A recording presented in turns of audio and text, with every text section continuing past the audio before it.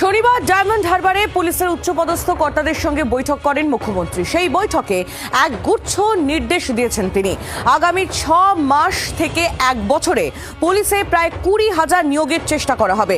সংকল্পপত্র অনুযায়ী দুর্গা বাহিনী গঠনের পরিকল্পনা, স্পেশালাইজড পুলিশ বাহিনী তৈরি করা হবে। এরকম একাধিক নির্দেশ মুখ্যমন্ত্রী শুভেন্দু অধিকারী তিনি দিয়েছেন। শনিবার ডায়মন্ড হারবারে পুলিশের উচ্চপদস্থ কর্তাদের সঙ্গে বৈঠক করেন মুখ্যমন্ত্রী, আর সেই বৈঠকেই এক গুচ্ছ নির্দেশিকা মুখ্যমন্ত্রী শুভেন্দু অধিকারীর।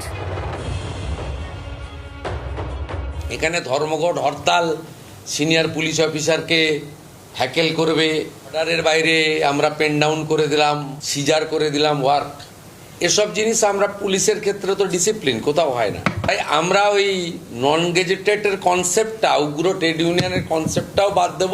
আর ওয়েলফেয়ারেরও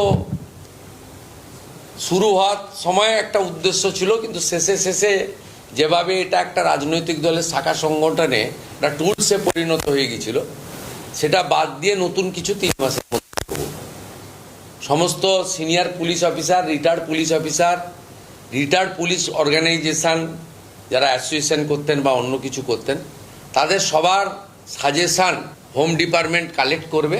তারপরে সিএস এর নেতৃত্বে একটা কমিটি থাকবে, তারা ক্যাবিনেটে একটা প্রপোজাল দেবে এবং আমরা অনুমোদন দিয়ে একটা ব্যবস্থা করে দেবো উইদিন 90 ডেজ। কিন্তু আপাতত পুলিশ ওয়েলফেয়ার বোর্ডকে আজকে রাজ্য সরকার ডিজলভ করলো। অফিসিয়াল অর্ডার সোমবার দিন এইচএস বের করে দিল।